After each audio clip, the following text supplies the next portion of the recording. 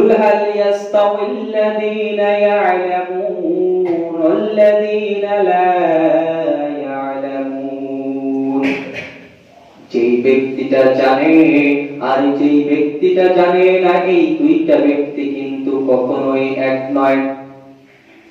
যেই ব্যক্তিটা আল্লাহ পাক রব্বুল আলামিনের বিধানগুলি জানে, যেই ব্যক্তিটা আমার রাসূলের সুন্নাহ জানে, ওরে যেই ব্যক্তিটা কোরআন জানে, হাদিস জানে, যেই ব্যক্তিটা হালাল জানে, হারাম জানে, ওই ব্যক্তিটার সঙ্গে কখনোই কিন্তু যেই ব্যক্তিটা জানে না, এই দুইটা ব্যক্তি সমান হইতে পারে না।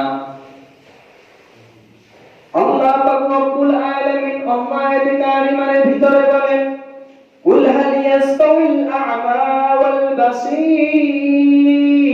অন্ধ আর চক্ষু ব্যক্তি কিন্তু এক নয়।